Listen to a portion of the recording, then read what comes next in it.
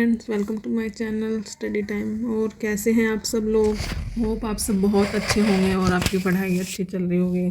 कल हमने पढ़ा था प्लांट न्यूट्रिशंस के बारे में, आज हम पढ़ेंगे एनिमल न्यूट्रिशंस के बारे में, जिसे जंतुओं में पोषण भी कह देते हैं। ये पार्ट 1 है। ओके, अब हम देखते हैं कि न्यूट्रिशंस क्या होता है, पोषण क्या होता है। The process of taking in food and using it for growth, metabolism and repair. हमारी बॉडी को ग्रोथ के लिए, मेटाबॉलिज्म के लिए और रिपेयर के लिए जो चीज़ ज़रूरत होती है, फूड ज़रूरत होता है, तो वो न्यूट्रिशन होता है। फूड में क्या होता है? फूड में होता है न्यूट्रिशन। न्यूट्रिशन को कहते हैं पोषण। ठीक है, पोषक पदार्थ भी कहते हैं। ठीक है, हिंदी में भी लिखा है, आप हिंदी में भी इसमें से देख सकते हैं कि क्या है और क्या नहीं। नेक्स्ट, न्यूट्रिएंट क्या होता है? पोषक तत्व क्या होता है? A nutrient is substance used by organism to survive, growth and reproduce। और इनमें क्या क्या होता है? कार्बोहाइड्रेट्स होता है, फैट होता है, प्रोटीन होता है, विटामिन होते हैं, मिनरल्स एंड वाटर। ये सब चीज़ें किस में होती हैं? न्यूट्रिएंट में। अगर कोई पूछे हमारे जो खाने में होता है चीज़ें, उसमें क्या क्या होती है? कार्बोहाइड्रेट्स होती है, फैट होता है, प्रोटीन मिलता है हमें, विटामिन मिलता है, मिनरल्स मिलता है और वाटर। ये सब चीज़ें होते हैं, एग्जाम्पल होते हैं ये सब। अगर हमें पूछें कि कौन सी चीज़ हमें एनर्जी प्रोवाइड करती है और कौन सी नहीं, तो हमारा आंसर होगा ये जो 5 हैं, carbohydrate, fat, protein, nutrition and water. इनमें से हमें कार्बोहाइड्रेट एनर्जी प्रोवाइड करते हैं, फैट और प्रोटीन। ये 3 चीज़ें हमें एनर्जी यानी ऊर्जा प्राप्त करती हैं। ये सब पोषक तत्व हैं। और विटामिन एंड मिनरल्स हमें कोई एनर्जी नहीं देते और वाटर भी हमें कोई एनर्जी प्रोवाइड नहीं करता। अगर हमसे पूछे कि प्रोटीन कैसे देता है, बट एक स्टेज पे आके, जैसे सबसे पहले हमारी बॉडी किसको यूज़ करेगी? हमारी बॉडी यूज़ करेगी कार्बोहाइड्रेट को, देन फैट को, क्योंकि फैट जो है एक रिज़र्व होता है, हमारे में रिज़र्व रहता है कि हमें ज़रूरत होगी जब हमें एनर्जी के रूप में इसे यूज़ करेंगे। और जब फैट भी ख़त्म हो गया, कार्बोहाइड्रेट भी ख़त्म हो गया बॉडी में, तो क्या होता है? बॉडी अपने आप प्रोटीन को तोड़ के अपने लिए एनर्जी करेगी। हम बहुत वीक हो जाएंगे, बट प्रोटीन हमें एनर्जी देगा उस टाइम पे। अगर क्वेश्चन आता है what are nutrient that provide energy, तो हमारा आंसर होना चाहिए कार्बोहाइड्रेट भी दे सकते हैं और फैट एंड प्रोटीन, तीनों चीज़ दे सकती है। अगर प्रोटीन भी आया ऑप्शन में तीनों में, तो हम तीनों ही टिक मार्क करके आएंगे, ये नहीं हम प्रोटीन छोड़ के आ जाएंगे। अब हमें क्या है? Which of the following nutrition does not provide energy, तो विटामिन, मिनरल एंड वाटर, ये हमें तीनों ही कुछ भी प्रोवाइड नहीं करते एनर्जी। नेक्स्ट देखते हैं, अगर है how many calories are gain by drinking a glass of water, तो 0, 15, 25 या 50, तो 0, क्योंकि हमें कोई एनर्जी प्राप्त नहीं होती है वाटर से। नेक्स्ट, फंक्शन क्या है? कार्बोहाइड्रेट के फंक्शन है, ये हमें एनर्जी प्रोवाइड करते हैं। ये मिलते कहाँ से? राइस से, पोटैटो से। फैट क्या है? रिजर्व फूड है, स्टोरेज फूड है हमारी बॉडी का। और ये किस किस चीज़ में होता है? बटर में, घी में, ऑयल में, मीट में, फिश में। नेक्स्ट है प्रोटीन, ये क्या है? ये बिल्डिंग ब्लॉक्स हैं हमारी बॉडी के। और ये मिलते कहाँ पे? अब पल्सेस हो गई, दालें, मीट, एग, फिश, इन सब में हमें प्रोटीन मिलता है। अगर क्वेश्चन आता है what nutrition provide a quick source of instant energy, मतलब एकदम से एनर्जी मिल जाए, तत्कालीन ऊर्जा प्राप्त किससे होती है? तो ग्लूकोज, ऐड भी आते हैं ना, डाबर ग्लूकोज पियो तो मिल जाता है, क्योंकि कार्बोहाइड्रेट्स हैं और ग्लूकोज है, तो हम प्रेफरेंस देंगे ग्लूकोज को। अगर ग्लूकोज नहीं है, कार्बोहाइड्रेट है, तो कार्बोहाइड्रेट को देंगे। बट कार्बोहाइड्रेट जो है ब्रेक डाउन हो गई तो हमें ग्लूकोज मिलता है। अगर हम इंस्टेंटली ग्लूकोज ही ले लें, तो ग्लूकोज से ही हमें इंस्टेंट एनर्जी, क्विक एनर्जी मिलती है। Which of the following nutrition provide maximum energy? Maximum energy किससे मिलती है? मैक्सिमम एनर्जी हमें फैट प्रोवाइड करता है, पर सबसे पहले हमें जो यूज़ होगा वो कार्बोहाइड्रेट होगा। बट सबसे ज़्यादा एनर्जी जो हमें मिलती है वो हमें फैट से मिलती है, वसा से मिलती है। सीक्वेंस कैसा है? पहले हमें एनर्जी यूज हुई कार्बोहाइड्रेट से, देन फैट से, देन प्रोटीन से। ये सीक्वेंस रहते हैं। अब स्टेप क्या है? स्टेप है हमारा जो इनटेक ऑफ फूड है, इंगर्शन है। हमने फूड खाया अपनी बॉडी में, intake of food into the body, then digest हुआ, देन एब्जॉर्ब हुआ, देन एसिमिलेशन हुआ, देन इगर्शन हुआ। ये सब चीज़ें स्टेप हैं। स्टेप हम 1 बाय 1 सब चीज़ों के इसी में देखेंगे हम, ठीक है। अगर क्वेश्चन आया the correct sequence of the complex process involve in digestion of food is, तो पहले जो क्वेश्चन ठीक है आंसर उसका बी है। पहले इंगेशन होगा, डाइजेशन होगा, एब्जॉर्प्शन होगा, एसिमुलेशन होगा एंड इगशन होगा, ठीक है। और ये क्वेश्चन हम अगर बाद में करते तो जब सही रहता, क्योंकि हम एक एक चीज़ को पढ़ लेते, बट अभी के लिए आप बी कर लो। अब हम 1 बाय 1 आते हैं। हमने खाना खाया, हमें कार्बोहाइड्रेट, विटामिन वगैरह मिल गया। अब डाइजेशन क्या होता है? Break down of large insoluble food molecule in small water soluble molecule is called digestion. अगर हमारी बॉडी में, हम ये तो नहीं है कि कार्बोहाइड्रेट्स ले ले चबा चबा है या छोटे छोटे उसमें, नहीं, हम जो फूड होता है वो लार्ज होते हैं, इनसोल्यूबल फूड होते हैं, जिसको क्या करते हैं हम च्यू करते हैं, स्मॉलर उसमें करते हैं और उसे डाइजेस्ट करती है बॉडी, उसे डाइजेशन कहते हैं। जैसे कॉम्प्लेक्स फूड को सिंपलर फूड में we can say the complex food digestion into simple food. जटिल भोजन का पाचन होता है सरल भोजन में। जैसे कार्बोहाइड्रेट उसका किस में होता है? ग्लूकोज में। प्रोटीन का किसका होता है? अमाइनो एसिड में।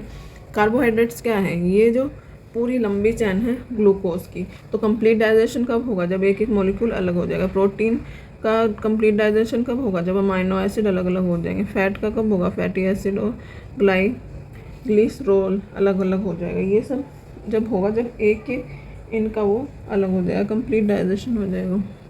ये इंपॉर्टेंट है। Digestion of food take place in कहाँ? डाइजेस्टिव सिस्टम में ही होता है, जिसमें हमारा mouth, buccal cavity and oesophagus, stomach, ये सब जो है एक पूरा सिस्टम सारे होके ये डाइजेस्टिव सिस्टम बनाता है, और इसके अंदर ही हमारा डाइजेशन का प्रोसेस होता है। Digestive system of human is divided into 2 part. एक तो है alimentary canal and associated gland. इसमें जो पूरी एक ट्यूब है माउथ से लेके एनस तक, उसमें सारे पार्ट जो आएंगे वो तो एनिमली कैनाल में आएंगे, और दूसरे जो आएंगे वो ग्लैंड्स, जो ग्लैंड्स जो हेल्प करते हैं, जो कुछ सेक्रीट करते हैं जूसेस, जो खाने को पचाने के लिए बहुत ही इंपॉर्टेंट होता है। तो 2 पार्ट में डिवाइड करें।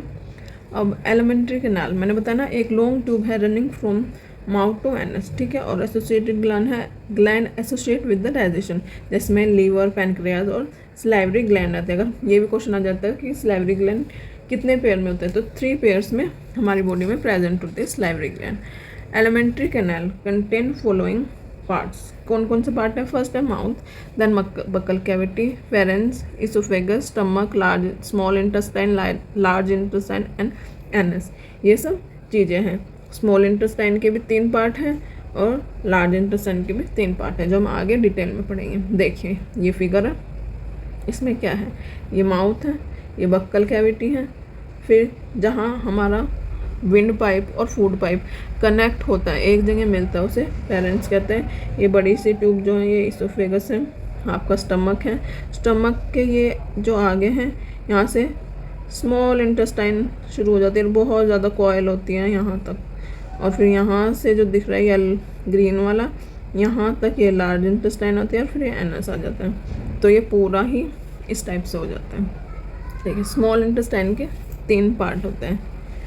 फर्स्ट जो होता है डुडेनियम, देखो जे शेप का होता है यहाँ से यहाँ तक, जो ब्लू कलर में है, ये है, इसे हिंदी में ग्रहणी भी कहते हैं। और सेकंड जो होता है वो जेजेनियम होता है, यहाँ से रेड वाला जेजेनियम है, और लास्ट जो है इलियम होता है। ग्रीन पार्ट जो आपको दिख रहा है ये इलियम है। 3 पार्ट में डिवाइड होती है।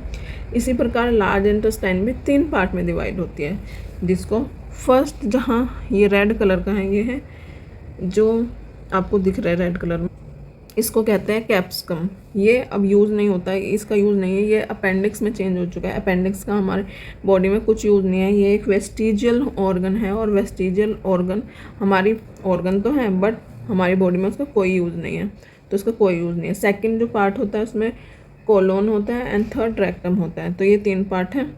और वेस्टिजियल ऑर्गन जो है हमारी बॉडी में वो 100 हैं। देखो 100 है, जिसमें विस्डम टीथ भी आता है हमारा। बहुत सारे हमारे 100 ऑर्गन है जो वेस्टिजियल है इस टाइम पे, जिनका अब कोई वर्क ही नहीं है।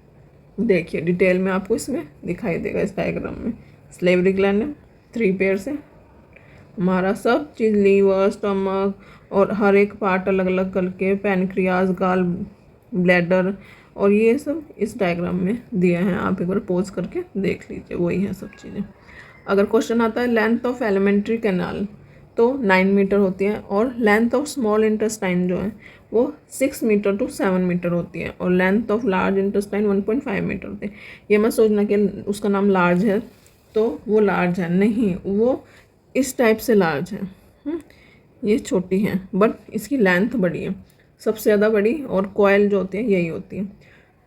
Longest part of alimentary canal अगर क्वेश्चन आता है तो हम स्मॉल इंटेस्टाइन पे लगाते हैं। Alimentary canal of herbivorous animal is longer than the carnivorous animal. क्यों होती है लॉन्गर? क्योंकि जो हार्बीवोरस जो एनिमल्स होते हैं जो घास वगैरह खाते हैं, उनके फूड में क्या होता है, सेलुलोज होता है। सेलुलोज को डाइजेस्ट करना बहुत डिफ़िकल्ट होता है, ये बहुत कॉम्प्लेक्स होता है, इसलिए इनकी जो एलिमेंट्री कैनाल है कार्निवोरस एनिमल्स से हार्बीवोरस की वो बड़ी होती हैं। ठीक है। डाइजेशन स्टार्ट फ्रॉम, अगर आए कि डाइजेशन स्टार्ट कहाँ से होता है, तो डाइजेशन स्टार्ट होता है हमारे बक्कल कैविटी से। अगर बक्कल कैविटी ना आए तो माउथ लगाएंगे ऑप्शन। ठीक है, अगर बक्कल कैविटी माउथ दोनों है तो बक्कल कैविटी, अगर बक्कल कैविटी ऑप्शन में नहीं है तो हम माउथ लगाएंगे। ठीक है, अब हम 1 बाय 1 बात करेंगे। अब जो अलग अलग स्टेप है, अलग अलग जहाँ से स्टार्ट होता है डाइजेशन, वहाँ से स्टार्ट करें। देखिए बक्कल कैविटी को हमने 2 पार्ट्स में डिवाइड करा है, एक जो हमारी टंग है और एक हमारे टीथ है। टंग जो है उस पर क्या प्रेजेंट होता है, उस पर टेस्ट बर्ड प्रेजेंट होता है जिससे हमें टेस्ट आता है।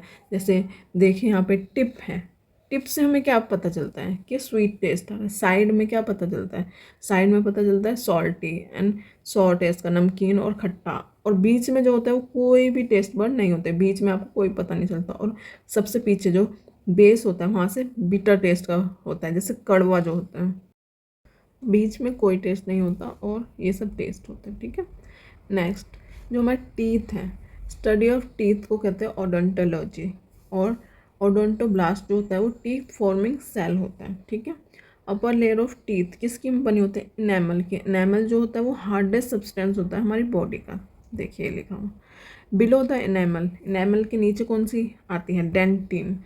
ठीक है, देखिए लेयर्स, अगर लेयर्स की बात करें टीथ की तो एनेमल, डेंटिन एंड पल्प, और पार्ट की बात करें तो पहले crown, then neck and root. इसे हम देखेंगे डिटेल में।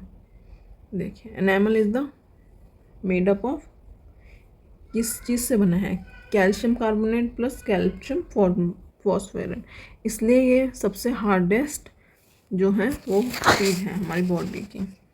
देखिए ये ऊपर का हिस्सा क्राउन हो गया, ये जो मसूड़ों के अंदर है थोड़ा सा ये नेक हो गया, और जो बिल्कुल ही नीचे हड्डी में है मसूड़ों के अंदर वो रूट हो गया। ऊपर वाली लेयर एनेमल हो गई, उससे नीचे वाली डेंटिन हो गई, और सबसे नीचे वाली पल्प हो गई। देखिए दोनों में है, हिंदी और इंग्लिश में आप देख सकते हैं।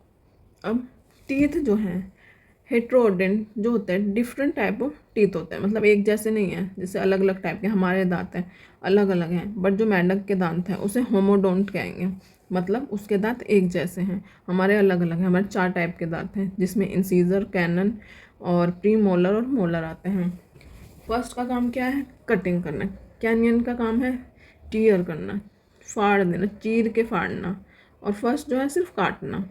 फिर प्री मोलर का क्या काम है, चबाना, और मोलर का क्या काम है, उसे चबाना ही दोनों का, मोलर और प्री मोलर का, ये दोनों का। ठीक है, जो टीयरिंग के होते हैं ये नॉट वेल डेवलप्ड है इंसानों में, ह्यूमन में, मनुष्य में है, तो बट ऐसा नहीं है कि किसी को ऐसे फाड़ दे, किसी का मांस फाड़ दे, क्योंकि हम उस चीज़ के लिए नहीं बने हैं जैसे एनिमल्स में होते हैं। अब देखिए ये बहुत इंपॉर्टेंट क्वेश्चन है, अगर ये देखें दांत एलिफेंट के, तो टास्क ऑफ एलिफेंट क्या है, मॉडिफाई इंसीजर है, कहीं आप लगाया हो कैनियन है, नहीं। जो एक और होता है ये इम्पोर्टेंट है, ये वाले के जो हैं कैनियंस हैं, ये अलग अलग, इसके इंसीजर है, इसके कैनियंस हैं। ठीक है, सेकंड डाइफोरोडेंट, इसमें क्या होता है कि टीथ कितनी बार आते हैं, मिल्क टीथ जो 2 टाइम्स होता है, जो नंबर उसका 20 होता है, और जो परमानेंट रहता है वो 32 होते हैं। मिल्क टीथ है 20 दांत आएंगे आपके, टूट जाएंगे, फिर दोबारा से आपके 12 दांत और 20 दांत वो वाले मिल्क वाले, ये सब मिला के 32 हो जाएंगे। देखिए क्वेश्चन आता है number of teeth that are developed twice in the life time of human being. तो 20 हो गए जो 2 बार आते हैं, और एक बार जो आता है वो 12 हो गए, तो टोटल नंबर ऑफ कितने हो गए 32। ये फॉर्मूला होता है number of teeth in upper half, number of teeth of lower half, क्योंकि इधर का बिल्कुल सेम होता है, आइडेंटिकल होता है, मल्टीप्लाई 2 कर देते हैं। देखिए इंसीजर, एक कैनियन, फिर प्री मोलर जो होते हैं वो 2 होते हैं, और मोलर जो होते हैं 3 होते हैं, सीजर 2 होता है, ये 1 होता है। तो डेंटल फॉर्म है 2 1 2 3 बाय 2 1 2 3 मल्टीप्लाई 2, तो ये हो गए 32 पूरे। देखिए आपने इसमें दिखा रखा है incisor, canine, premolar, molar, ये हो गया इसको। और हमें ये नहीं है कि कुछ काट पीट कर देना, अगर 2 से 2 गया, 1 से 1 गया, ये मैथ्स नहीं है, साइंस है। इसको 2/2 8 हो गया, 1 1 4 हो गया, मल्टीप्लाई 2 है जा रहा है, 2 2 4 इंटू 2 8 हो गया, 3 3 6 इंटू 2 12 हो गया, तो टोटल 32 हो गया। प्लस करके 2 से मल्टीप्लाई कर देना। और मिल्क फॉर्मूला कहें तो 2102। अगर कोई पूछे कि प्री मोलर आती है या नहीं आती, जो बच्चों की दाढ़ आती है वो मोलर आते हैं, ना कि प्री मोलर आते हैं। प्री मोलर 0 होता है, ठीक है। मोलर भी आपकी 2 ही आएंगे, 3 नहीं आएंगे। 3 जो प्री मोलर होता है वो हम विस्डम टीथ होती है हमारी लास्ट वाली, जिसमें बहुत दर्द होता है। विस्डम टीथ का ये नहीं कि आपकी अकल आ रही है, बट ये इसलिए कहा जाता है क्योंकि ये एज आफ्टर 18 के अराउंड आती है, तो उस टाइम पे धक्के खा खा के अकल वैसे ही आ जाती है, तो उस टाइम पे विजडम टीथ कहा जाता है। ये इतना वो नहीं, चू नहीं कर पाते हैं इससे इतना, इसका ऐसा कोई नहीं है, ये भी एक तरह से वेस्टिजियल ऑर्गन टाइप ही हो चुका है आजकल। डेंटल फॉर्मूला ऑफ मिल्क ये मैंने बता दिया, और परमानेंट ये भी मैंने बता दिया। अब हम देखें विजडम टीथ क्या है, लास्ट मोलर और थर्ड प्री मोलर ये कहेंगे। वेस्टिजियल ऑर्गन कितने हैं हमारी बॉडी में, हमने 100 बताया अभी आपको थोड़ी देर पहले, ठीक है। जिसका ऑर्गन रह गया बट फंक्शन उसका कोई नहीं है। Total number of vestigial organ in human body is 100। अब हम नेक्स्ट एग्जाम्पल जो है वेस्टिजियल ऑर्गन के एक बार वो देख लेते हैं। जैसे विजडम टीथ है, वो भी एक वेस्टिजियल ऑर्गन है, हमने अभी थोड़ी देर पहले पढ़ा। अपेंडिक्स ये भी। मसल्स ऑफ ईयर पेना, हमारे ईयर्स में मसल्स होते हैं जिससे एनिमल्स देखा कान हिला देते हैं अपने, एलिफेंट, ये हमारे में भी हैं, ऑर्गन है बट उसका वर्क ख़त्म हो गया। नेक्टिटेटिंग मेम्ब्रेन, ये कहाँ होते हैं, ये जो आइज़ में होती है, बिल्कुल कोने में होती है। आपको कभी फील भी होगा कि कोई परत सी सिकुड़ी हुई है। जब हम पानियों में रहते थे तो एक लेयर थी फिश के जैसी, जो डे बाय डे कई मिलियंस करोड़ सालों में वो ख़त्म हो गया, वो थोड़ा सा ऑर्गन रह गया, और पर ऑर्गन है पर वर्क नहीं करता। अब ये नहीं है कि आपको हो गया हम जाके पानी में नहाने लग जाएंगे तो हमारा दोबारा से हो जाएगा, क्योंकि इनको ग्रो होने में बहुत बहुत टाइम लग जाता है, करोड़ों करोड़ों साल लग जाते हैं। निपल्स ऑफ मेल क्या यूज़ है, कुछ यूज़ नहीं मेल्स में, तो ये सब क्या है, वेस्टिजियल्स ऑर्गन है। आज के लिए इतना ही, बाकी कंटिन्यू करेंगे कल के क्लास में। Thank you so much, bye bye, जय हिंद।